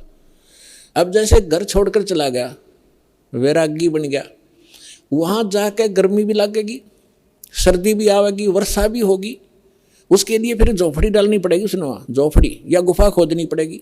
और भूख लगेगी, फिर गांव में जाना पड़ेगा मांगने के लिए, दिए माई गालिए दिए एक रोटी। अब जब तक रोटी ना मिलेगी तो ना भगवान से याद आवे कोई ना, और रोटी याद आऊंगी इसके। तो परमात्मा कह रहा है, उन्हें बताया करके जो साधना करनी चाहिए, जो उसका तरीका है, वो तुम्हें पता नहीं। आप फिर ये सोच बैठे कि उन्हीं को भगवान मिलता होगा जो जंगल में चले जाते हैं, खड़े होकर तप करते हैं, दोनों के ऊपर तपते हैं। ये तो मूर्खों की साधना थी। परमात्मा कहते हैं कि दंभ करें, दंभ माने पाखंड है। लोग दिखावा ड्रामा करते हैं, बैठ जाएंगे कि तो धूना लगा के ऊंचे से स्थान पर बैठेंगे ना, खूब दूर तो सब न दिखे महात्मा बैठा है, ताकि दुनिया आने लग जाए और उसकी पूजा शुरू हो जाए। डंब करें डूंगर चढ़े, डूंगर माने पहाड़ पर बैठ जाते हैं जाकर ये लोग नकली। डंब करें डूंगर चढ़े, अंतर झीनी झूल, और जग जाने बंदगी करें बो है सुल बबूल। परमात्मा अपने सूक्ष्म वेद में कहते हैं कि दुनिया तो जनता तो नहीं सोचा ये भक्ति कर रहा है, बड़ा महापुरुष है, धूना लगा के बैठा है, और कपड़े भी त्याग राखे, लंगोट बांध रखा है। और परमात्मा कहते हैं जग जाने बंदगी करे, भक्ति करे, यो बो है सुल बबूल। तप से जो तपस्या वो करते, जैसे दुर्वासा ने खूब तपस्याएं की थी और क्या प्राप्ति की, अंगारे भर लिया अपने अंदर, तोब ये बकवाद सिद्धि की, वचन से किसी का नाश कर देना। अब दुर्वासा जी ने श्राप दे दिया बेमतलब बकवास का। अब उसने उसके बैड अकाउंट में लिख दिए, वो 56 करोड़ मानस व्यक्ति उसने मार दिए वचन से, और वो उसके बैड अकाउंट में लिखे जाएंगे। जब ये कुत्ते की योनि में होगा दुर्वासा, इसके सिर में कीड़े पड़ेंगे, वो 56 करोड़ आत्माएं इसको खा रही होंगी। ये बल यहाँ कहते तुमने उस दरगाह का मैल नहीं देखा और धर्मराज के तिल तिल का लिखा। तीनों यहाँ बता रहे हैं जग जाने बंदगी करे। परमात्मा कहते हैं ये बो है सूल बबूल, इन्हें तो काटे बोली अपने भविष्य में, सिद्धि पा के किसी को बेनिफिट दे दिया, किसी को हानि दे दी, दोनों अपनी भक्ति क्षीण करी, उधर से पाप इकट्ठे कर लिए। अब क्या बताना चाहते हैं परमात्मा कि घाटे बाद सब जग दुखिया। जैसे किसी को हानि होगी व्यवसाय के अंदर तो दुखी, स्वाभाविक दुखी है तो होगा, दुखी होगा। और जिसका घना बेनिफिट हो गया, जैसे किसी का 1 लाख का लाभ हो गया व्यवसाय में, वो 5 लाख का काम शुरू करेगा और 4 लाख लेगा कर्ज, फिर उसमें हो जाए नुकसान। फिर वो कर्ज जो ले लिया, नुकसान भी ना होया, काम चल पड़ा, कुछ दिन में वो मांगने वाले शुरू हो जाएंगे आने, उसने नींद आवे नहीं, कभी फैक्ट्री में हड़ताल होगी, कभी कुछ हो गया, वह समस्या हो रहेगी। कहते हैं यहाँ हानि हो जा तो दुखी और लाभ हो गया तो दुखी, घाटे बाद सब दुख दुखिया और के गृहस्थी बैरागी हो। अब बैरागी बनकर जंगल में जा बैठा, वहाँ भूख लगी, समस्याएं गर्मी और सर्दी वर्षा, ओले पड़े सिर में फोड़ दे सिर ने, उसके लिए झोंपड़ी डाली, फिर बर्तन भी लाया तो इधर से मांग मूंग गए, फिर वो सांग जोड़ दिया जो छोड़ कर गया था घर से, क्या फायदा है वहाँ जंगल में बैठने का। घर में समय पर टूक मिल रहा है, रोटी मिल रही है, खाओ और भजन करो, अपना काम भी करो, निर्वाह भी करो। तो ये वास्तविक तरीका यही था। इन नकलियों को देखकर हम सच्चाई हमें प्राप्त नहीं थी, हम भी ये सोचते रहे कि इन्हीं को भगवान मिलेगा, फिर भी हम छोटी मोटी अपनी राहत के लिए भगवान को याद करते रहते थे। वो भी तरीका ठीक नहीं था। कहते हैं घाटे बाद सब जग दुखिया के गृहस्थी बैरागी हो। और सुखदेव ने दुख के डर से गर्भ में माया त्यागी हो। अब माँ के गर्भ में बच्चे को अपना भविष्य का और पूर्व जन्म की सारी याद रहती है कि पिछले जन्म में मैंने क्या क्या गलतियाँ की, इतने मनुष्य जीवन मुझे मिले, मैंने कैसे बर्बाद कर दिए, संत पूरा मिला नहीं, साधना ठीक बनी नहीं, अटपट करके सिद्धियाँ प्राप्त करके अपना जीवन नाश किया, फिर 84 लाख योनियाँ भोगी मैंने। वो सारी इतिहास देखता रहता, पिछली बैकग्राउंड ट्रेलर चलता रहता, इसके आगे अगला जीवन भी उसको दिखाई देता कि इसमें मेरे साथ क्या बनेगी। तो ये सोचता है कि हे भगवान अब के इस नरक से निकाल दाता, पीछे गलती हुई सो हुई, अब के गलती नहीं करूँगा, परम संत को खोजूंगा, केवल भक्ति करूँगा, आपकी याद करूँगा, पीछा छुटवाऊँगा, जन्म मरण का रोग कटवाऊँगा और केवल अपना छोटा निर्वाह के लिए अपना सिंपल वे से रहूँगा और निर्वाह के लिए काम भी करूँगा, लेकिन भक्ति अवश्य करूँगा, मूल उद्देश्य जानकर करूँगा, मुझे एक बार निकाल दो बात आता। तो इसी बात को याद करके सुखदेव ऋषि जी ने 12 वर्ष तक गर्भ से बाहर नहीं आए। फिर ब्रह्मा विष्णु महेश यहाँ के व्यवस्थक हैं, इनको चिंता बनी, काल ने इनको प्रेरणा की, अंडरग्राउंड रूममेट उसके हाथ में है। इन्होंने मीटिंग की कि भी एक सुखदेव नाम के एक ऋषि है, एक बच्चा है गर्भ से बाहर नहीं आ रहा है, 12 वर्ष हो गए, ऐसे अगर ये मर्यादा हमारी खराब होगी तो बहनें 12-12 वर्ष तक बच्चों को गर्भ में रखने लगेंगी तो माँ दुखी हो जाएंगी। बच्चा तो 9 महीने मुश्किल से हो जाता है इन बहनों को, माताओं को गर्भ में रखना। तो उन्होंने सोचा भी चलो वो ऋषि आत्मा है, उससे प्रार्थना करते हैं, उसी को कहते हैं, उसको मनाते हैं। तीनों आगे, तब तीनों ने आकर कहा कि ऋषि भाई सुखदेव तू बाहर आ जा, ऐसे ऐसे हमारी परंपरा खराब मत कर। तब उसने कहा कि भगवान बाहर आते ही आपकी त्रिगुणमयी माया से ये जीव इतना अंधा हो जाता है, इसको भूत भविष्य का कुछ याद नहीं रहता, आप ये अपनी माया रोक लो, तब मैं बाहर आऊँ, कुछ देर के लिए रोक दो। तो उन्होंने कहा भाई देखो इसको हम नहीं रोक सकते, ये हमारे बस से बाहर की बात है, हमारे अंदर एक ऐसा गुण भर रखा है, तो इसको हमारे लिए रोकना असंभव नहीं है। तो सुखदेव बोला मैं तो बाहर आऊँ नहीं, चाहे 20 वर्ष रहना पड़ो, 100 वर्ष रहना पड़ो। तब उन्होंने लास्ट में ये फैसला किया भी हम ज़्यादा देर नहीं रख सकते, हमारा शरीर फट जाएगा, हम केवल इतनी देर रख सकते हैं, ये देख ले कितना क्षण है। सुखदेव जी ने कहा कि तो आप इतना ही रख लो, देर रोक दो इसको। तो जब वो बाहर आते हैं तुरंत उनकी तीनों गुणों का जो इफेक्ट है हमारे ऊपर एकदम असर करता है। उस समय जब वो माँ के गर्भ से बाहर आया तो वो इतनी देर रोके, इतनी देर में बाहर आ गए, वो चले गए। अपने आत्माओं उसको इस दुख के डरते हैं, गर्भ में माया त्यागी कि मैं इस संसार के चक्कर में नहीं पड़ूंगा, अपना मोक्ष कराऊंगा। मोक्ष बालकों का खेल है। घर से उठ गया आकाश, पिछले संस्कार से उसमें इतनी सिद्धि थी, आकाश में उड़ जाता था, आकाश में उड़ गया, आगे जाके धरती पर टेकना तो पड़ेगा, आकाश में कितने दिन रहेगा, रोटी भी खानी है, आगे नहाना धोना भी होता है। फिर वह पृथ्वी पर फिर गिरा वापस। कहने का भाव ये है कि फिर इस पिछले पूर्व जन्म के भक्ति शक्ति से कुछ सिद्धियाँ आ जाती हैं और उन सिद्धियों से हम ये मान बैठते हैं कि ये बड़ा महापुरुष है। सिद्धि तो इस प्राणी का सबसे बड़ा दुश्मन है, अरे इसके लिए ये इसी के कारण ये सब ऋषि और महर्षि प्रसिद्ध हो रहे थे। अंत में आपने कथा बहुत बार सुनी है सुखदेव ऋषि की। ये ऋषि, मैं ऋषियों में जाता था, इसका बड़ा सत्कार करते थे, स्वर्ग लोक में जाता था, वहाँ भी इसको विशेष आसन दिया जाता था, बड़े महापुरुष हैं। एक दिन विष्णु लोक में चले गए। प्रत्येक डिस्ट्रिक्ट में और प्रत्येक प्रांत में गवर्नमेंट रेस्टोरेंट, गवर्नमेंट वो होते हैं, ये रेस्ट हाउस होते हैं, उसमें उच्च अधिकारी ही रुका करते हैं।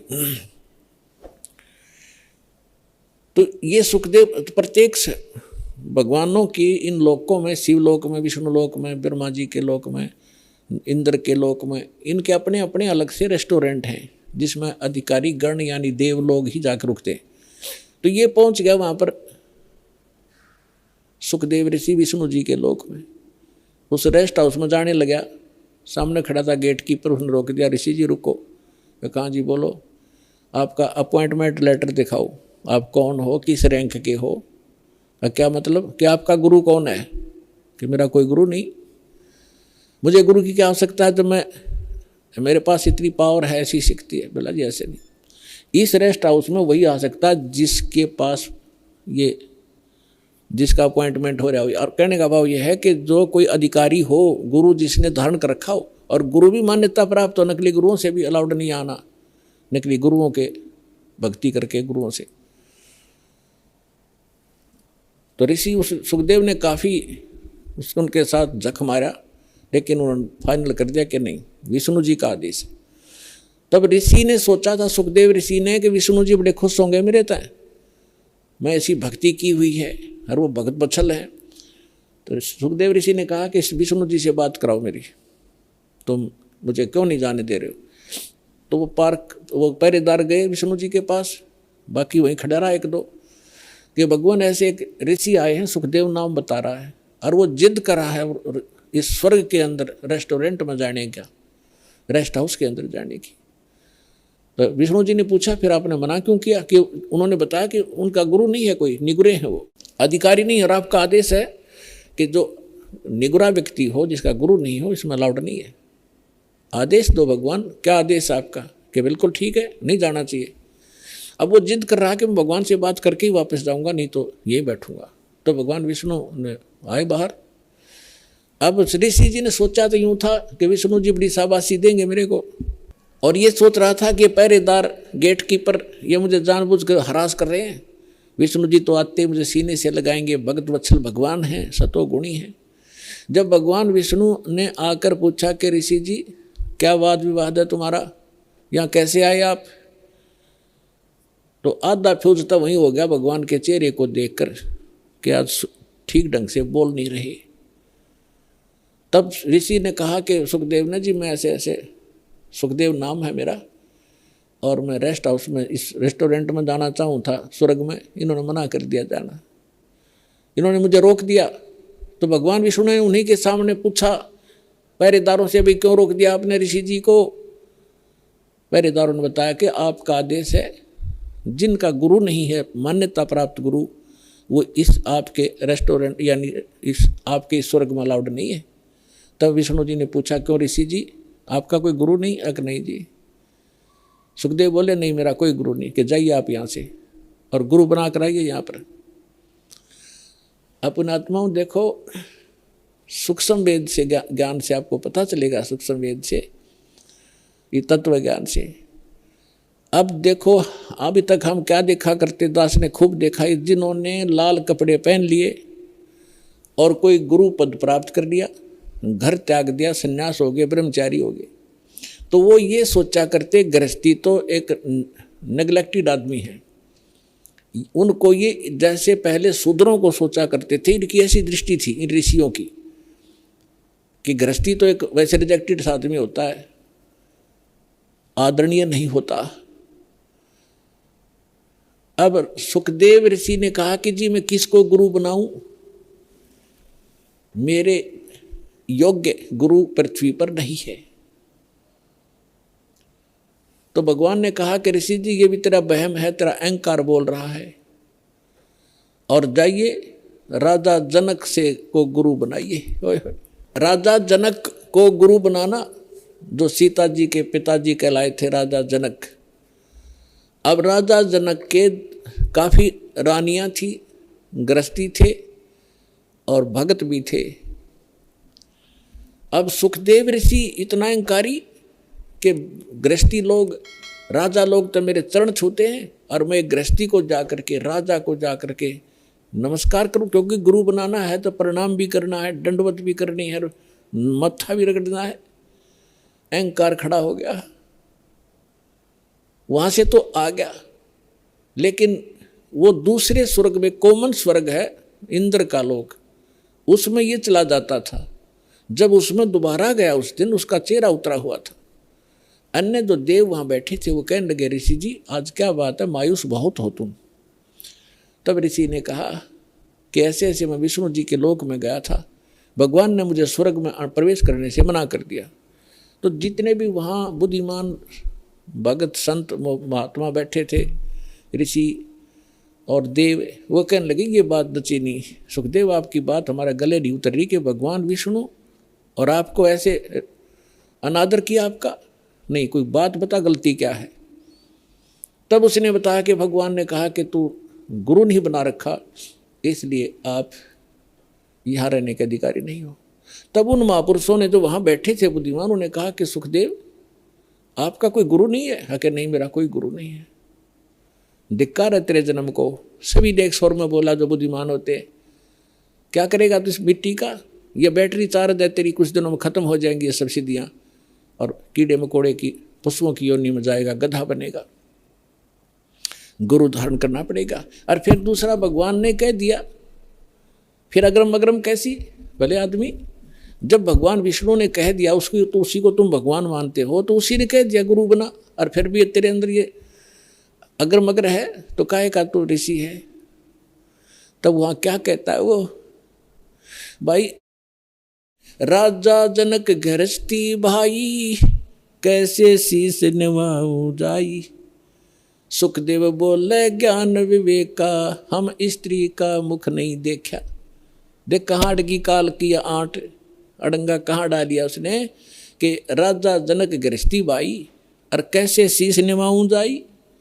और बोले सुखदेव ज्ञान विवेका, अपनी बुद्धि से उसने खूब सोच समझ गया बात कही कि मैंने स्त्री का मुख नहीं देखा, मैं तो बाल ब्रह्मचारी हूँ और राजा है, गृहस्थी आदमी है, उसके घनी नारानियाँ भी कई हैं, और उसको कैसे माथा टेकूंगा, कैसे ना सिर झुकाऊंगा, मेरी तो नाश हो जाएगा इज्जत का। तब ऋषि बोले भाई इज्जत ले ले, अर्चे भगवान ना तो अगली जन्म में गधा बनेगा, या सारी इज्जत तेरी बिखरती फिरेगी ऋषि जी। अब उसको फिर एक झटका लगा एकदम, क्योंकि महात्मा भगत है वो, चल भगवान के लिए भटक रहा है, उसके अंदर जगह है भगवान की, लेकिन अज्ञान अहंकार, अज्ञान से अहंकार बनता है। तो उसको एकदम झटका लगा और उसकी एकदम पिछला बैकग्राउंड चल पड़ी। उसको थोड़ी सी झलक दिखाई दी कि एक समय ये सुखदेव ऋषि 84 लाख योनियों भोग रहा था, गधे की योनि में भटक रहा, जन्मा था और अंधा हो गया। कुम्हार ने उसको त्याग दिया, जंगल में चला जा रहा था, एक पगडंडी पे अटकल सी लगाता हुआ, आगे जाके एक नाला था थोड़ा सा 2.5-3-4 फुट का, लोग उस पे उसके ऊपर से कूद जाते थे और उसको कदम रख जाते थे आगे पीछे, ऐसे कोई इक्का दुक्का जाता था उस रास्ते से। तो सुखदेव यानी उस गधे अंधे ने वो देखा नहीं नाला और उस नाले में फंस गया, आगे मुंह टिक गया, पीछे तो बैक लाग गई। अब कोई इक्का दुक्का व्यक्ति वहाँ उस रास्ते जाता था, दिन में 2-3 दिन में एक आध, वो निकाल नहीं सका उसको, उसके कमर पे पैर रखे व्यक्ति और पुली बना ली, पार होने लगे उसके ऊपर से। तो उसको वो घटना याद आई और 10-15 दिन हफ्ते 10 दिन वो भूखा प्यासा वहाँ मरा। वो उसके सामने वो चक्कर काटने लगी वो घटना। तब राजा जनक से जाकर दीक्षा ली। ये लंबी कहानी है, फिर कब बताएंगे। तो यहाँ परमात्मा कहते हैं भाई घाटे बाधे सब जग दुखिया, के गृहस्थी बैरागी हो, सुखदेव ने दुख के डर से गर्भ में माया त्यागी हो, गर्भ में माया त्यागी हो।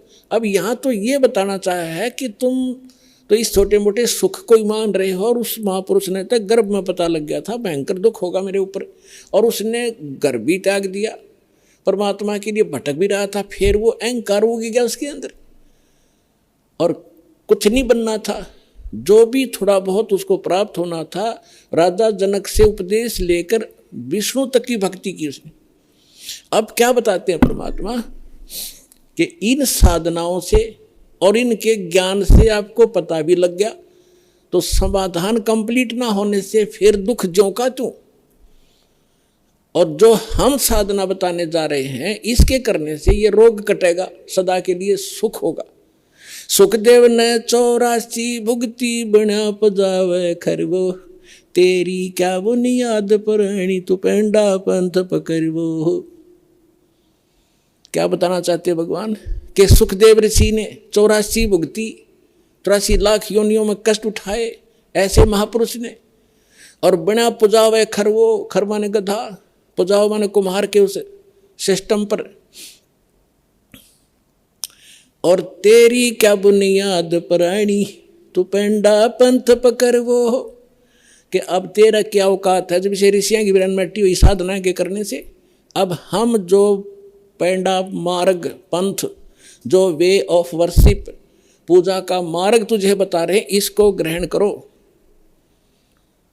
इससे लाभ होगा। फिर क्या बताते हैं कि जंगम दुखिया जोगी दुखिया, तपस्वी को दुख दूना हो, आशा तृष्णा सब में व्यापे, कोई महल ना सुनो हो, कोई महल ना सुना हो। जंगम दुखिया, योगी दुखिया, तपस्वी को दुख दूना हो। तपस्वी क्या करता है, एक जन्म में घोर तप करता है, अगले जन्म में राजा बनता है, तप से राज राज मदमानम, और जन्म तीसरे शुक्र सवानम, अगले जन्म में गधा बनता है राजा तीसरे जन्म में।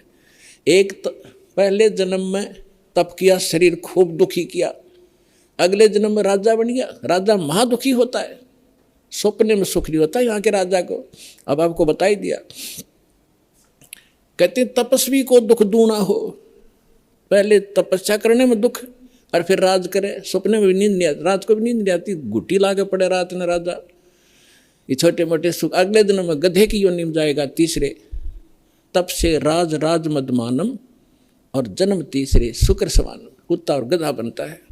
ये दुर्वासा की कथा आपको सुना दी, उसने हजारों वर्ष तप किया, ये डले डोए, ये प्राप्ति की, नाशकरण की साधना कर ली।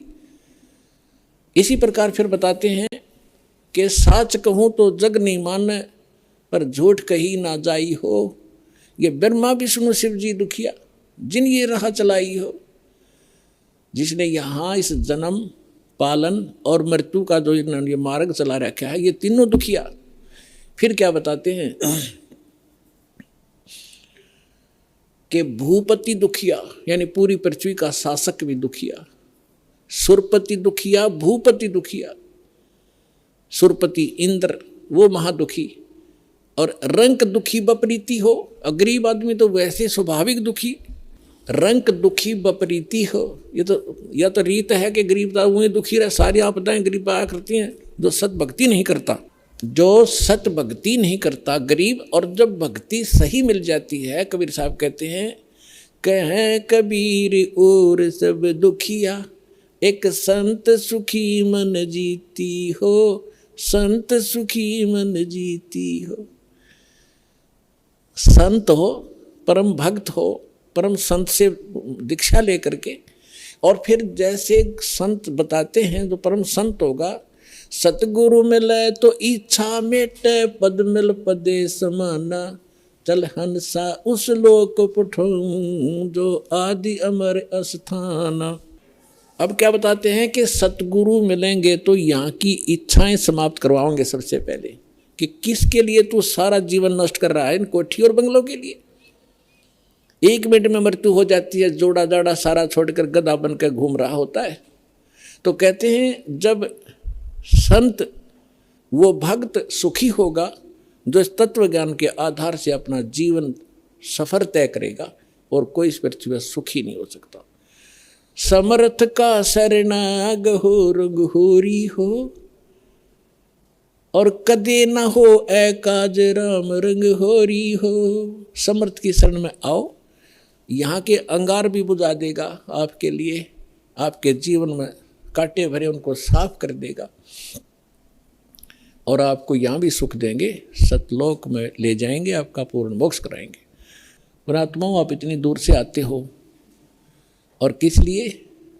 एक एक अक्षर को ज्ञान ध्यान से सुना करो। जैसे एक अच्छे विद्यार्थी होते हैं, प्रत्येक अक्षर का प्रत्येक शब्द घोट लिया करते हैं, एक अक्षर को भी नहीं जाने देते कहीं हम फेल ना हो जाए। तो इस प्रकार आपको परमात्मा ने इतना समय दिया है, कितनी दूर से आपको लेकर आए हैं। करे करावे साइया मन में लहर उठा, दादू सर्जर जीव के आ बगल हो जा।